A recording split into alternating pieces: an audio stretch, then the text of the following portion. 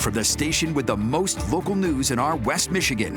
Fox 17 News at 10 starts right now. At Fox 17, we normally bring you the news here in studio. But for millions of Americans, they learn about the world around them from right here, on their couch, on their phone, scrolling through apps like Facebook, Instagram, Snapchat, and TikTok. Now, unlike legacy social media, TikTok doesn't focus on connections. It's all about entertainment. Users create short-form videos, and the app feeds those videos to other users using its algorithm. That algorithm is tailored to you, tracking what you watch, when you swipe, then serving up related content. And that method is working. According to the Census Bureau, there are approximately 341 million people in the U.S. TikTok estimates it has 170 million monthly users. That is roughly half of the U.S. population. But TikTok's future is up in the air. A federal ban is set to take effect January 19th unless the Supreme Court steps in.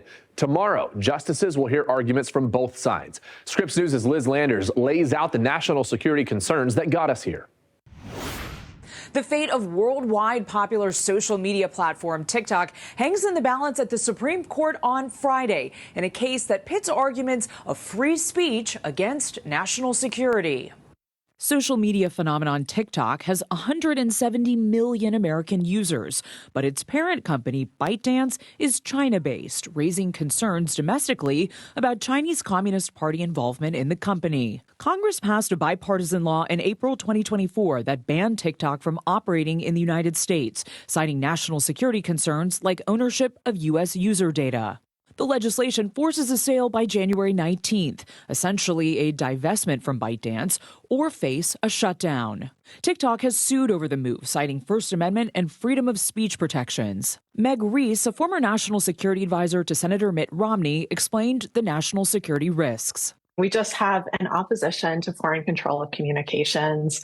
And with TikTok, that also has a lot of implications for permanent outside control of U.S. data. And the intel community has said that TikTok's actually taken action at the behest of the Chinese Communist Party to suppress and censor efforts abroad. So we know that TikTok is willing to do things at the behest of the CCP and the censorship realm. TikTok denies the claim that it is a national security threat and maintains it is independent. Senator, we have not been asked for any data by the Chinese government, and we have never provided it.